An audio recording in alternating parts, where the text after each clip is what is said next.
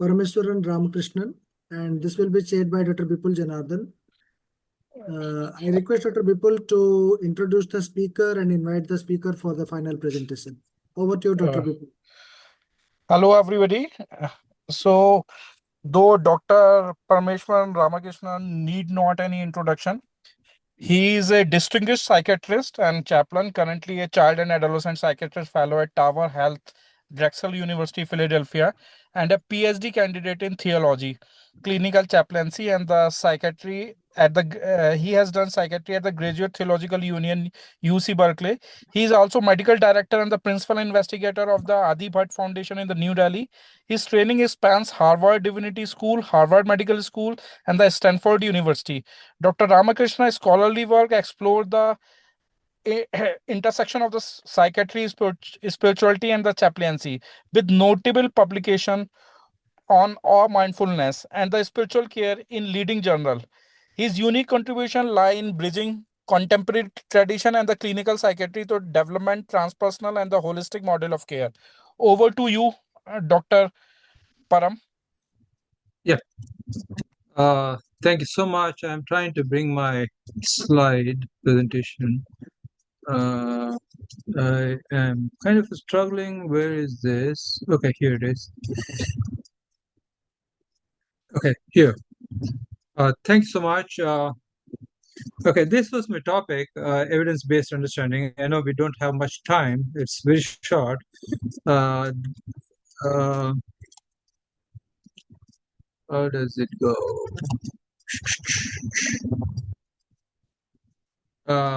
What slide are you seeing, by the way? Are you seeing my first slide? Is my slide moving? Before or we are seeing the first slide. The title slide is visible. Okay, has it not moved down? No, it's not moving. How do I do that? Can anyone help me? Suggest me. You can unshare it and you can start resharing it again. Oh, I see. Okay, so share it again. How about now? Yeah, it is opening. Now it is visible. Yeah, now it is moving.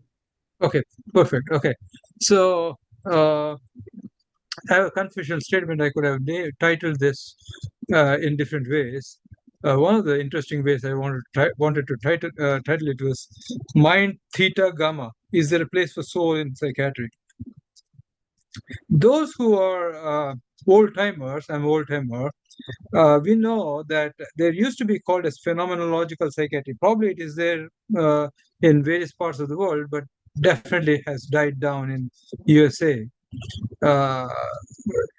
If any one of you heard or practiced phenomenological approach or trained in it, you can raise your hand just to show to others. I would be happy to see any one hand going up.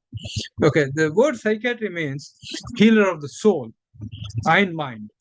Okay, that was the original term psychiatry means, and it's a Greek term, and there are still old-timers, or still many people who are trained in the spirituality and psychiatry or phenomenology. They say that psychiatrists need to be healers of the soul as well as the mind. So now, phenomenological psychiatry, it disappeared. We call the term used in published articles is it died. Okay, when DSM-3 came into existence, the reasons why phenomenological psychiatry died was because of these four reasons. It was a subject to experiential way of understanding our patients' thoughts and feelings and their concerns, worries, and all those things, which are their intra-psychic processes. A phenomenon is one which is when the signs and symptoms which we collect to codify it by DSM codes, those signs and symptoms are just presentations of the internal psychiatric processes, internal psychological processes happening in the head of the patient. Okay, so a psychiatrist is supposed to subjectively experience the thoughts, feelings, pain, struggles, everything that patients go through in their patient's own first-person experience. That is the idea that the possibility of that was the idea behind phenomenological psychiatry. Because it was a subjective way of interpreting what's patient's private stuff, people started criticizing it as it's impossible to have a subject, have an understanding of what's happening inside the heart and mind of another person. Okay, so that was one criticism why it got killed. The second one was, if it is subjective way of understanding, there cannot be a framework. How would you train your future generation of kids, psychiatry residents, in such a process? So it has to be removed.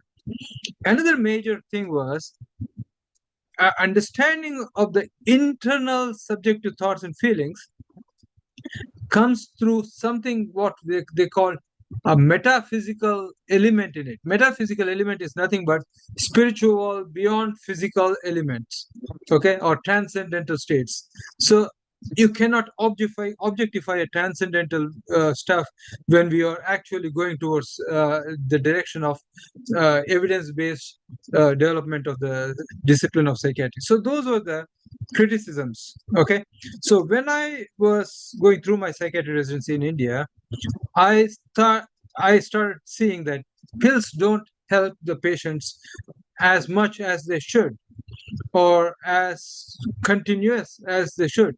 Episodes, relapses keeps happening, number one. If we add another tool of psychotherapy to a pill, psychopharmacology, then of course it will benefit, but still it doesn't help. And I divided these two things as physical therapy, just like biopsychosocial spiritual model. So pills or physical, psychosocial or therapies, the psychotherapies or social work therapies, help, support and all. And then the third element of spiritual care is never addressed. So I thought, let me do something. So I came to USA, took a flight, and accidentally, in spiritual world, people say that there's nothing called accident. Everything is pre-planned, divinely organized. So I accidentally fell into this department called as clinical chaplaincy. It is a 100-year-long program in this country, in USA, and it has grown in a very big way to be very evidence-based, but still not so evidence-based. So when I joined this program, I was told, I know I've created an AI pictures of myself and my patients. Thank you for the AI presentation just a while ago. So I have pictured myself with a doctor's coat and steth, but I was told to be chaplain, not to tell anyone that I'm a doctor, because that's the requirement of being a chaplain. We are all called chaplains in the spiritual care department. It's an accredited 1-year-long accredited training program, and it's very rigorous, so rigorous that I would put a 1-year-long chaplaincy program on one side of a measuring scale, and that will be heavier than 3 years of training as a psychiatrist. Okay, so I'll tell you this, present this as a narrative story. Okay, narrative, not as a. I'll go to the biological evidence-based stuff in a while, in a minute. Okay, so I saw this patient, a 72-year-old guy with a status post left piece of the lung resected because of the lung cancer, because he was a heavy smoker. He was a microbiology professor. He was a doctor. Okay, and he was so sad. The reason for his sadness, I sat with him in the very ideal empathic listening care process that is supposed to be as a clinical spiritual care trainee, okay, resident. Okay, I did the best of the thing which I learned through 6 months of the training program. It took 6 months for me to train to become a very beautifully empathic listening spiritual care provider. Okay, so I sat with him for almost 1 hour. Okay. And in between, somewhere in between, he started saying that he's sad because not only that he is dying because there's a resurrection, there's a relapse of his tumor, but also he has very big guilt that he killed his 40-year-old loving daughter who died of cancer because of secondhand smoke from him. She was never a smoker, she was never done anything. So that was his deepest pain. Okay. After he said that, and then he stopped. And then I continued with my empathic listening, and he broke down. Okay. And in between, he was so disturbed that he used to go back to watching the TV, which was playing a basketball game. Okay. And it was hard for me to redirect again. You cannot redirect. We had to bring him back in an empathic way. It's a very deep learning training process, which I cannot explain in few minutes here. Okay. So at the end, I gave a prayer, and then I wrote my notes. I walked through the corridor, took my turn to the left to an elevator, and pressed the button there to go to the 5th floor to my sleep room, because on that day it was my night shift day as a chaplain, supervised spiritual care. So I pressed that button. I went into the sleep room. I was lying on the bed. When I pressed that button, another button got pressed in my head, and I kind of woke up from some kind of a trance-like state of mind. I'll come to this trance-like state of mind in a minute. But I went to my sleep room. I was lying in my bed, and I was thinking, all this clinical chaplaincy, spiritual care, empathic listening is all bullshit. Let me go tomorrow morning, visit the patient again, and provide the beautiful CBT. I am trained as a psychiatrist back in India. Okay, that's what I thought. And next day morning, I went to the patient. I saw him. He was already a changed man. The patient said that, thanks for coming yesterday. I woke up this morning with my feet 3 feet above the ground. Okay. Wow, I was surprised. I was shocked. I went with a different intention, right? I was shocked. And then I said thank you and all. I was stepping out of the room. There was a nephew sitting in the room with this patient. He told the nephew, this chaplain is my real doctor. In that hospital, nobody knows that I was a doctor already. Okay, so that's what he said.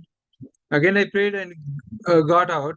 I was putting my notes, and the nurse came up and she said, what did you do? This is the 4th day of his admission in the hospital. And this is the first day he ate breakfast this morning. In the last 4 days, he has not eaten. Okay. I ran up to my professor in my department, and I asked him, what happened?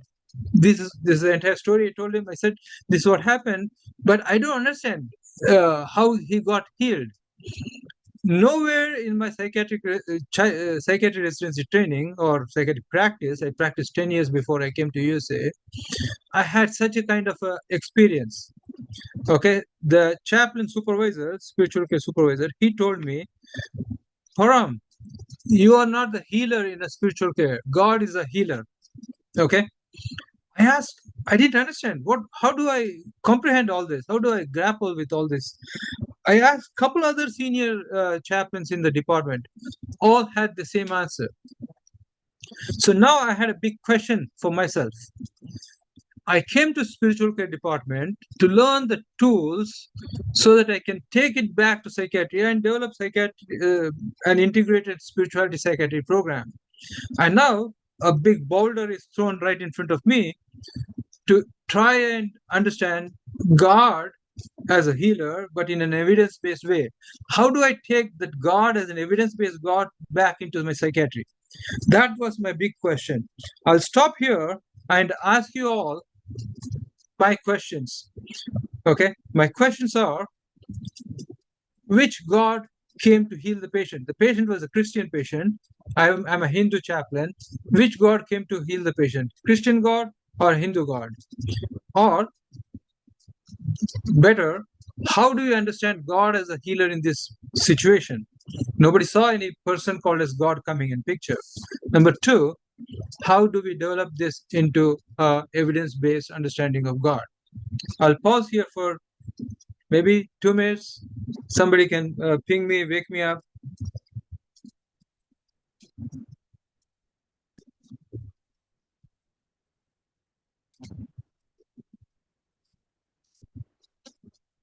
I don't know what's the India time now. Maybe if you're all feeling sleepy, I will not. I will let you go with a dream to with these thoughts to dream about. Is there any question, sir?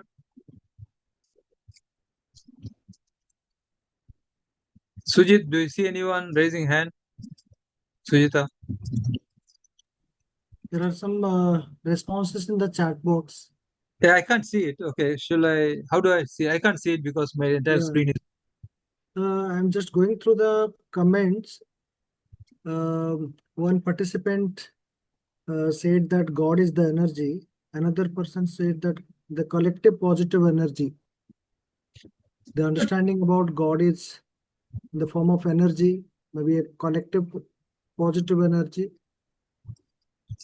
Fine, fine. Whoever has answered that, can you please think how will you bring that energy, collective positive energy, into an evidence-based understanding to start teaching this methodology to our residents?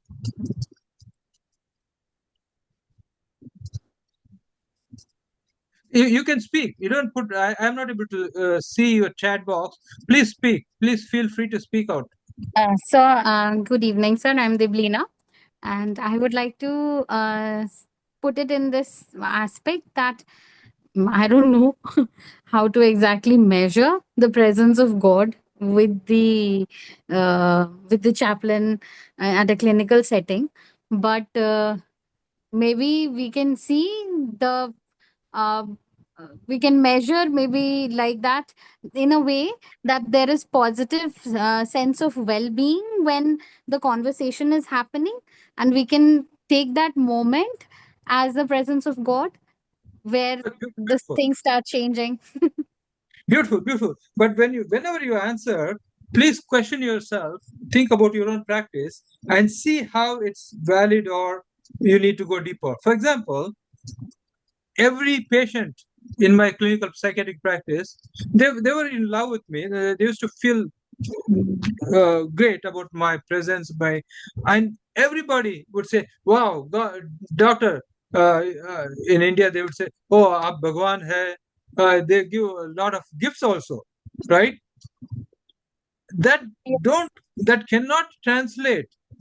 Sometimes you won't know, but that they what they're saying is they're just trying to be nice to you because you have been nice guy, nice doctor to them, or did they feel God come and felt touched by the God?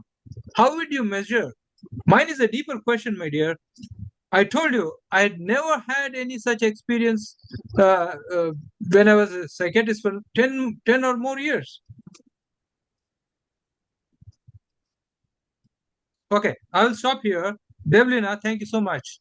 Okay, I appreciate. Is there anyone who wants to answer? One way of looking into this issue is in many countries, including India, faith healing is quite common. People go to, may it be for medical illness, may it be for psychiatric illness, they go to the faith healers, to the traditional healers, to the temples, to the church, to the mosque.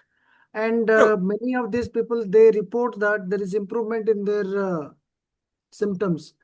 True. What we use a antidepressant or any other medication to treat these conditions, they also use through their belief, their rituals, they also improve many of these things. So True. maybe something, a strong belief, a strong faith on something. Okay, Sujita ji, got it. Thank you so much. But how will you convert it into an evidence-based medicine? You can't bring all those things into a psychiatry, right? That's the question. I will answer. I will give you the next sections. Okay. Thank you. This is brilliant. I wanted someone to talk. Not talking is bad. Talking anything is good. Okay. See this. What happened? Okay. I knew in chaplaincy we need to go deep into. Somebody is raising their hand. Is it a reason? Or is it my hand raising? Okay. Fine. So here is the thing. The clinical chaplaincy, clinical spiritual care is heavily informed by theology, one's own theology. Okay. So one of the theologies that I have, Hindu theology, is Aham Brahmasmi, right? God, the self is God. There's Brahman deep within us and the Brahman deep within the patient. I started wondering, is it possible how the Brahman deep within the patient, though even if it is Christian, he may not be having understanding of what Hindus talk about. But through my lens, if I see his own stuff, is there a possibility of the Brahman in me waking up to heal him, or the patient's own Brahman has woken up to heal him? In putting in a different sense, the Krishna, my religious Krishna, has healed him, or was I that good to wake up Jesus to come and heal him, because Jesus and Christian patient, they are belonging to the same religion? Okay, these are the deeper thinking. It looks very simple and childish, but deeper thinking. Okay, what I did was I went to okay, all through my drive back home from my hospital to India, to my home, it's a 1 hour long drive. I thought I had to cross this beautiful hill, mountain, the snow mountain in our place called as Mount Rainier. So I went home and I looked up to see if there are any such papers. And I immediately found a paper, some very short paper, a British guy, he wrote a paper on secrets and magic of empathic listening. So he also felt that I did not do anything, just like how I was feeling. I did not do anything for his healing. So he wrote, I don't know what I did. I did not do anything. But the patient said, Doctor, you are a good listener, empathic listener. Okay. So that told me that there's something very secret. And the doctor writes in his paper, learn your own secrets in your magical empathic listening presence. Okay, so what I did was I put together everything that I saw as a case study. I published in the Indian Journal of Psychiatry, and this is still the first neuropsych based paper existing on spiritual care. Okay, I am writing my own papers coming up soon, second and more deeper versions of it. Okay, and then what I did, I took my car, literally, and I went to Harvard. I got selected into Harvard Divinity School to study theology from all five different religious traditions,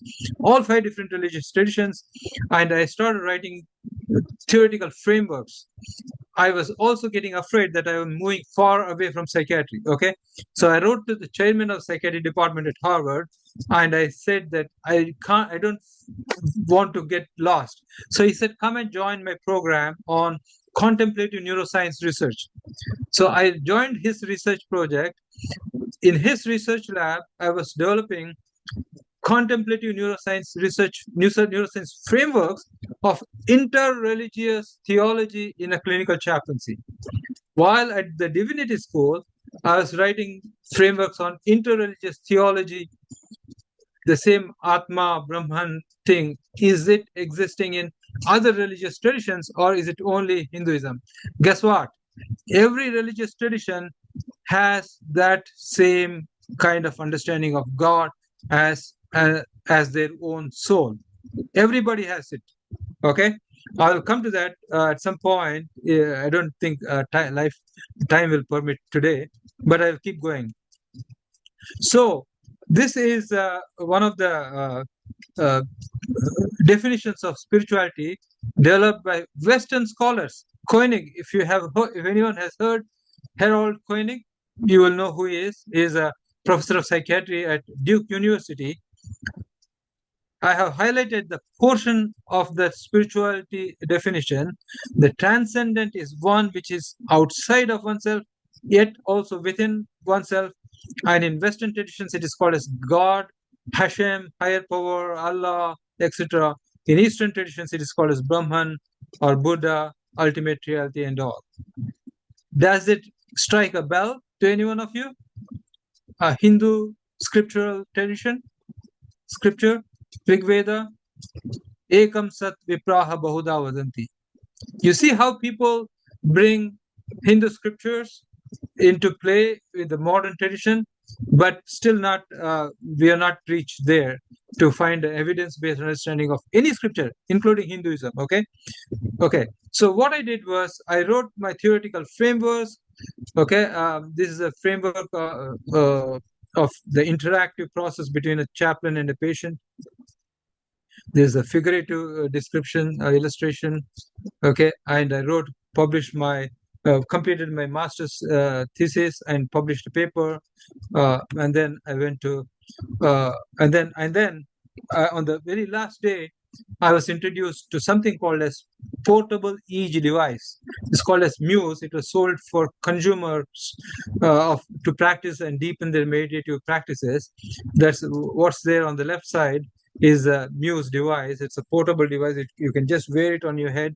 You can go and talk to your patients. So I used this device to understand if the theoretical framework that I developed is true or false. Okay. And then I went to do PhD to improve my master's thesis into a PhD dissertation. My PhD was at UC Berkeley. Okay. While I improved my theoretical frameworks at UC Berkeley, after improving, okay, I went to Stanford. I'll cut short all these slides. I don't have time. Okay.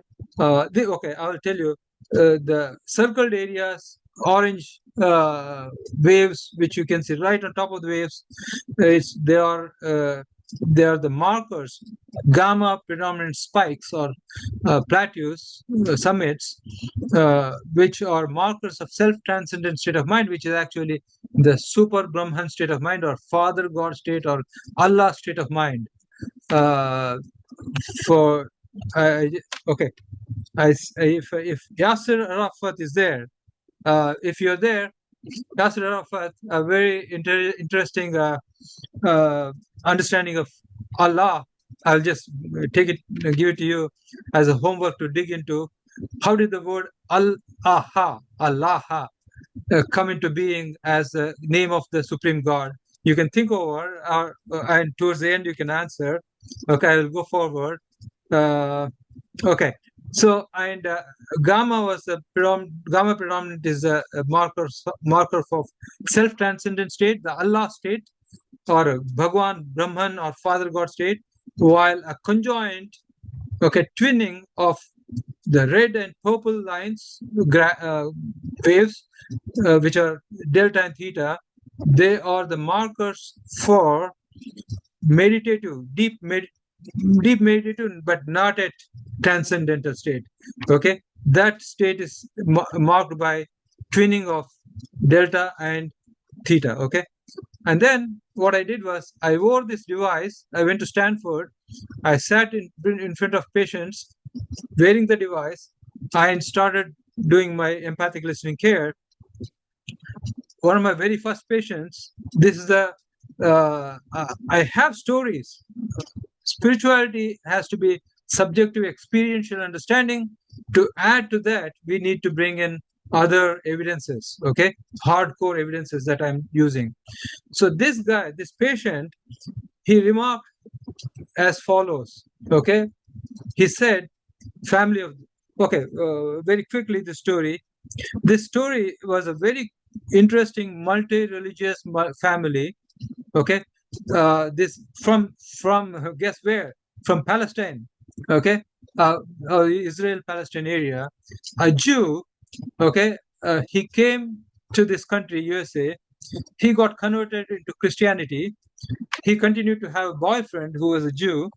His nieces were Muslims, burqa. They were wearing burqa and all of them were sitting in the room, and I provided spiritual care, and everybody had tears in their eyes, but the main the Jewish guy who had died, 75-year-old guy died, and his partner was still sitting there, and he was given a task by the guy with the dead guy for completing the will. The will is his body should be donated to a medical school for students to dissect and learn. After all the dissection process, his body should be cremated.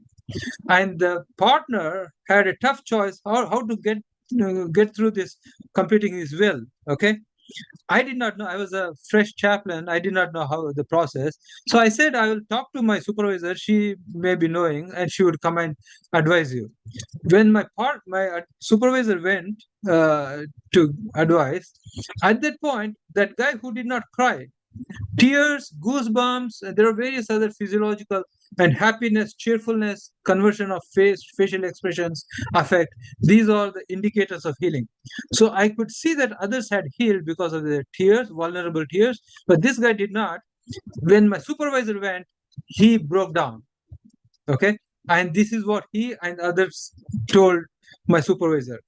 Family of deceased patient on dash floor described Krish, they call me Krish, as dazzling. Never ever anyone I have heard, or myself as a psychiatrist, having received a feedback saying that you are dazzling. Never ever. He came in, sat down, listened. Here the word listened is empathic listening. As they talked about the patient, when he prayed, when the chaplain Krish prayed, he lifted up all those things that they said, and it was a very spiritual experience. Okay, mark the encircled words. Okay, these are the patient's experiences. Look at my experiences on the graph. This was my graph, right? I was wearing the graph. The patient was not wearing. Look at the graph. You will see how I have encircled it.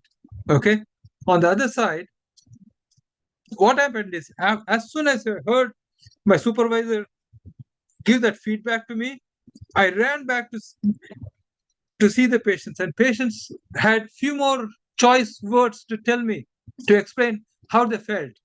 The Muslim lady who was in burqa, two people, mother and daughter, this is what they said. Aha, mashallah, that was dazzling. That was very spiritual. It was so peaceful and calming. The Jewish guy, we said, shalom, that is what it was indeed healing. Yes, it was very dazzling. Okay, both of them, they pulled their sleeves and they showed me goosebumps. They still had when they were reflecting on it. Okay, these are all evidence-based, but still I'll tell you what else can be much more deeper evidence-based stuff. Okay, this is another different patient. Okay, similar thing. I don't have time, I guess, so I'll run through. Maybe for other time I will explain. The patient, in a follow-up visit, I was not sure what I did in the first visit. In a follow-up visit, this patient called me, "Hello, Jesus," because she did not know what my name is. She addressed me with the name Jesus. And when I asked why she did it, slowly I asked over a period of half an hour, she said she felt touched and in her heart and soul.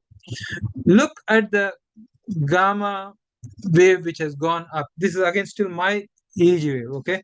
See how it ends up with gamma spikes. It means I had entered into self-transcendent state.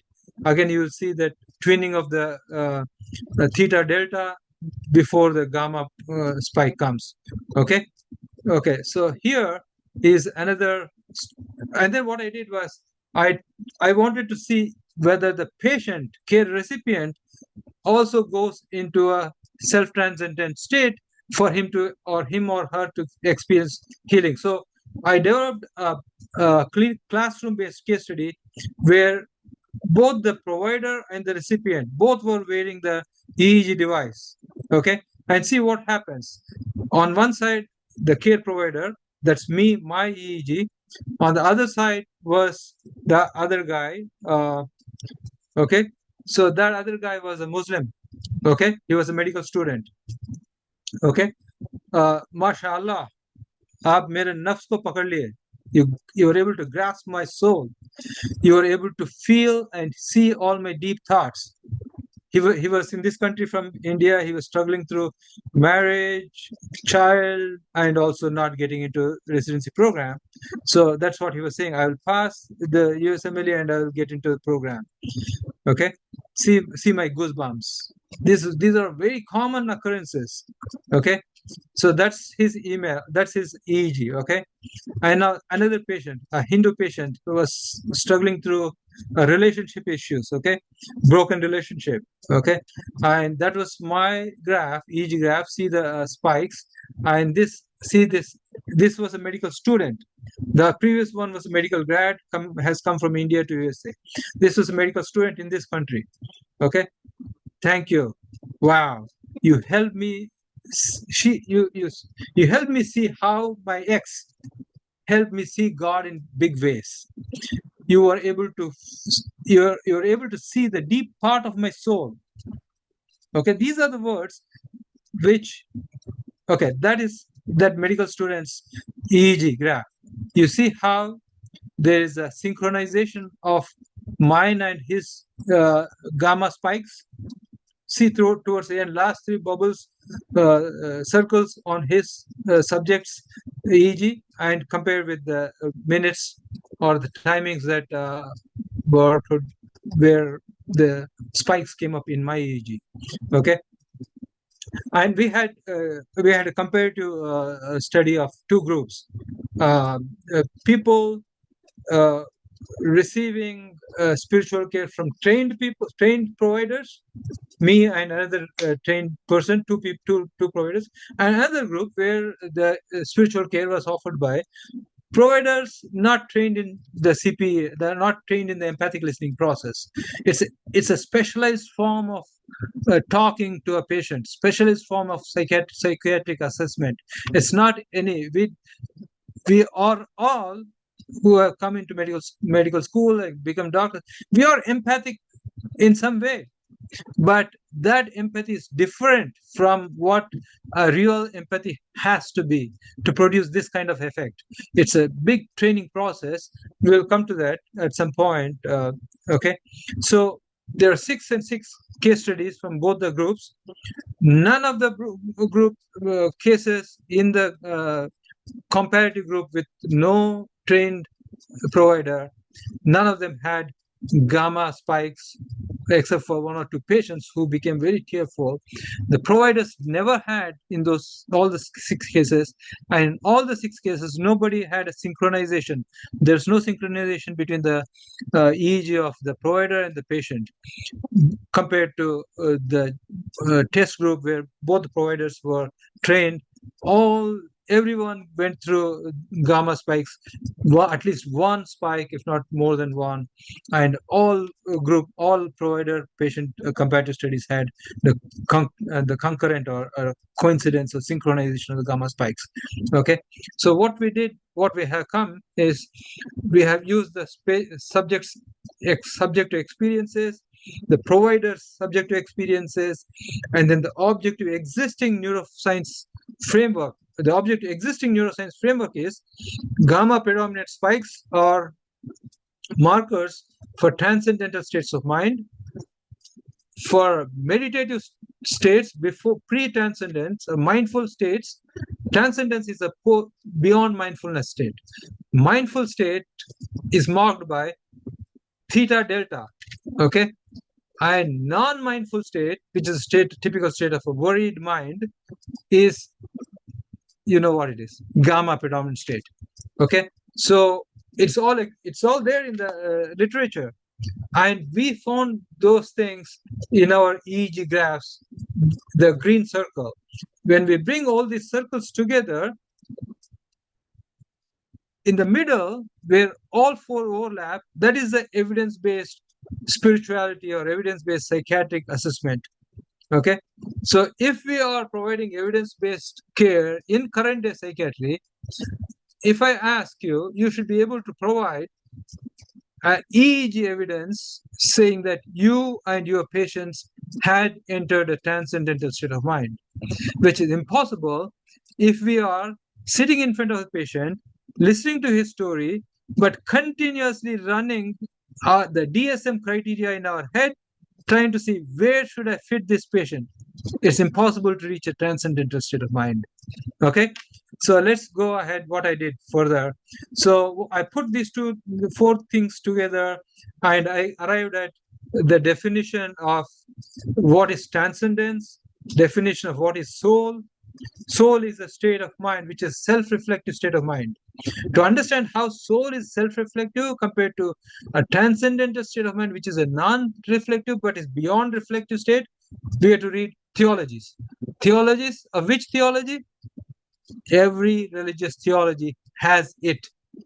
It is there in Quran, it is there in Bible, it is there in Bhagavad Gita, of course, it's there in Buddhist text, it's there in Parkayavot, in Torah, in every scripture.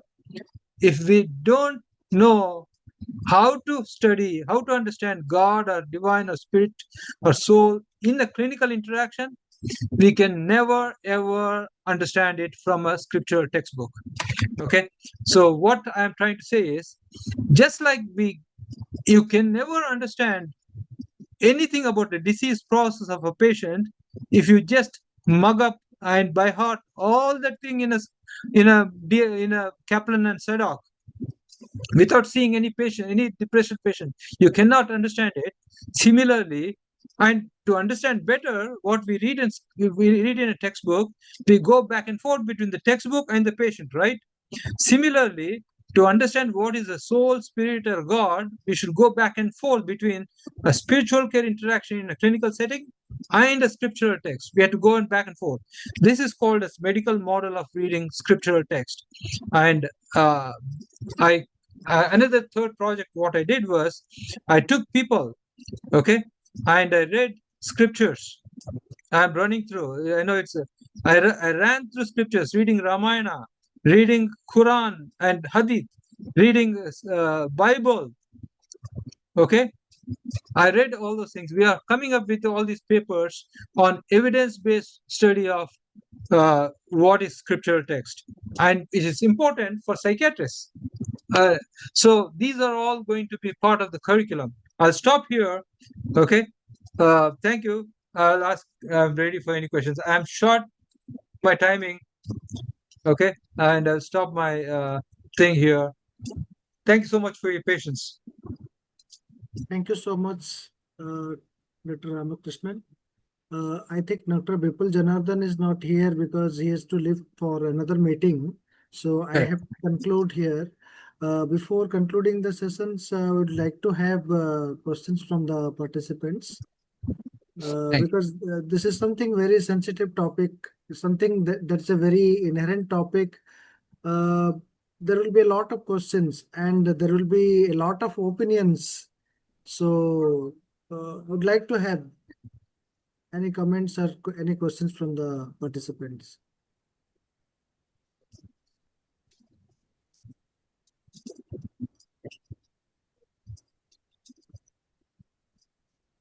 There are some comments in the chat box. Wonderful, inspiring talk, sir. Absolute fan of yours. And there are some comments. Thank you, Deblina Ma. Thank you, Dr. Deblina.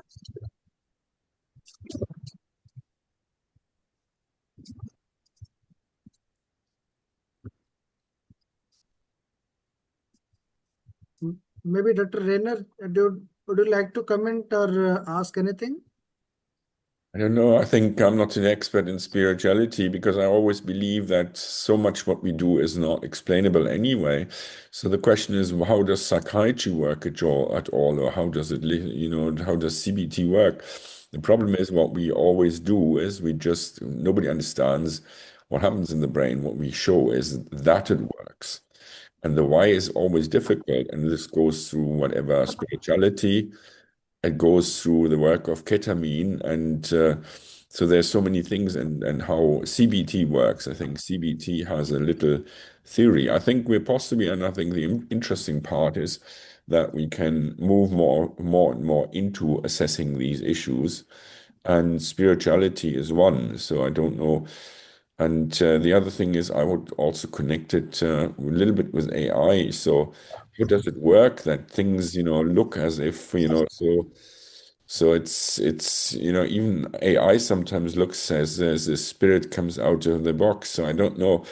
I don't want to be critical, but I think it's good that we have started these different types of questions. And if we don't have any further discussions, I would say I give the penultimate talk and say we had very, very interesting discussions. We had a great meeting. I always say we have members from or listeners from all the continents except Australia. Now we have one colleague who just listens from New Zealand. So I'm quite proud that we touched so many people and touched so many ears. And I'm very proud that we thank for Dr. Ramakrishnan for his contributions and his, let's say, different views. And I must say I'm very, very impressed by this chaplaincy approach to psychiatry. And I think, listening is a great skill of a psychiatrist. How does it work? I think it's amazing, because that's what people really want when they go to a psychiatrist. And when you come up with all the medications and all the stuff, people say you haven't listened to me, which is the most important part. And I think, maybe we should have another workshop on this if Dr. Ramakrishnan can put something together. I would say thank you to everybody. So now I finish. I would say thank you to everybody. We have done a great symposium, and I think the biggest thank you goes to Professor Sujit Kar, who has managed this, and who should be proud of himself how this was organized. It will take me some time to get some of the talks up to our website, Global Psychiatry Archives. And I also would thank you people who are not psychiatrists and who have done a great job. And I wish we wouldn't only have chaplains and nurses within our team, but also OTs, psychologists, and everybody who works in mental health, and we can all learn from each other. And thank you so much, Sujit. It was amazing, and we're moving forward, and we can get some, I would say, workshops on AI, spirituality, sadly about war, and how we can make an impact, a positive impact as a Global Psychiatric Association to help people in war and suffering from mental health problems from war. That would be absolutely amazing. Thanks a lot. Thanks everybody around the world. And thanks so much, Sujit. Thank you so much, everyone. Thank you so much. I think we can close the meeting here, and Professor Ramakrishnan will having a dedicated symposium on spirituality and mental health. If you agree to it, we can have it some down Let's the line. do. Yeah. Let's do. Definitely, I'm in for it. Thank you, Sujit. Thank you so much. Thank you. Thank you. Thank you. Thank you so much, everyone. Thank you so much, Professor Rainer. Now we can close the meeting. Okay. Thanks, Sujit. Okay. Bye-bye. Bye-bye.